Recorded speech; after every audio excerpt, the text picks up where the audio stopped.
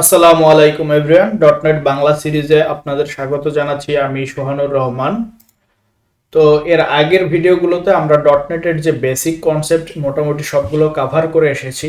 এখন থেকে আমরা প্রজেক্ট বেসড ডেভেলপমেন্ট শুরু করব।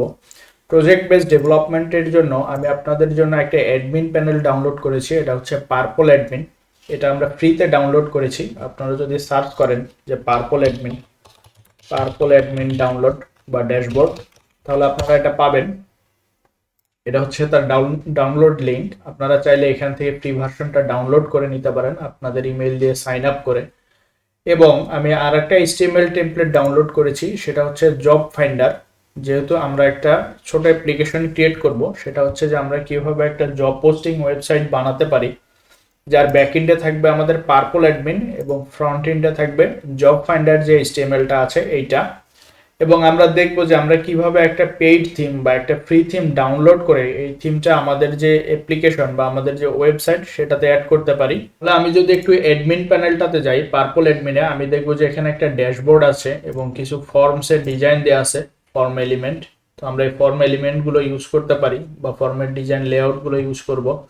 এবং এখানে যদি দেখি যে একটা ব্ল্যাঙ্ক পেজ আছে, আমরা মূলত এই ব্ল্যাঙ্ক পেজটা দিয়ে কাজ শুরু করব। লগ ইন পেজ আছে, এখানে হচ্ছে ইউজারের লগ ইনের জন্য, প্লাস হচ্ছে রেজিস্টার পেজ আছে, 404 পেজ আছে, 50 পেজ আছে। আমি যদি দেখি এটা হচ্ছে 404 পেজ। তো মোটামুটি এই ডিজাইনগুলো দেয়া থাকে এবং বেসিক এলিমেন্টে যদি যাই, বাটন আছে, ড্রপডাউন আছে, এগুলোর জন্য আলাদা আলাদা ডিজাইন দেয়া আছে। এবং টেবিলে যদি যাই, এখানে বেসিক টেবিলটা দেয়া আছে, যেহেতু এটা ফ্রি থিম। পেইড ভার্সনে হচ্ছে এটা ডাটা টেবিল দেয়া থাকে এবং জেস গ্রিড যেটা এটা দেয়া থাকে। তো আমরা যেহেতু ফ্রি থিম ইউজ করব, আমরা জাস্ট এখান থেকে লেআউটটা নিব এবং আমরা মেইনলি যে জিনিসটা দেখব সেটা হচ্ছে একটা থিম, আমরা ডাউনলোড করা থিম বা একটা পেজ থিম আমরা কিভাবে অ্যাপ্লিকেশনে ইমপ্লিমেন্ট করতে পারি। তো আমরা যেহেতু ফ্রি থিম ইউজ করব, আমরা বুটস্ট্র্যাপের যে ডাটা টেবিল সেটা ইউজ করব। এর পরবর্তীতে হয়তো যদি আমরা আরো অ্যাডভান্স লেভেলে ডেভেলপমেন্টে যাই, সেক্ষেত্রে কেন্ডো ইউআই নামে একটা ফ্রেমওয়ার্ক আছে যেটা টেলেরিকের, আপনারা এটা দেখে রাখতে পারেন।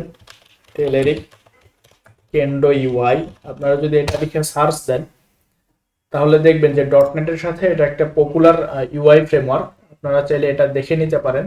এটার আবার জাভাস্ক্রিপ্ট ভার্সন আছে।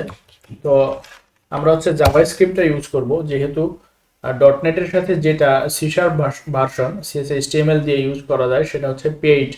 তো আমরা যদি পরবর্তীতে সময় পাই আমরা ফ্রি ভার্সনটা দেখব। এবং আমরা যদি এখানে যাই, এখানে দেখবো যে হেডারে কিছু সাইন আউটের অপশন আছে, মেইল আছে, নোটিফিকেশন আছে। তো আমরা সবগুলোর কাজ দেখবো না, আমরা জাস্ট হচ্ছে আমরা এখানে জব ক্রিয়েট করব, ইউজারের রেজিস্ট্রেশন, ইউজারের সিভি ক্রিয়েট করব, ইউজার সাইন ইন করবে, সাইন আপ করবে। এবং যদি এমপ্লয়ির ইউজার হয়, অর্থাৎ সে যদি এমপ্লয়ার হয়, সে এখানে জব পোস্ট করবে। আর যারা হচ্ছে জব ফাইন্ডার বা যারা এখানে জব সার্চ করতে আসবে, তারা এখানে এসে তার সিভি ক্রিয়েট করবে এবং জবের লিস্টটা দেখতে পারবে। আমরা জবের লিস্টের জন্য আমি এই যে এখানে সার্চ দিয়েছিলাম হচ্ছে free job posting bootstrap template.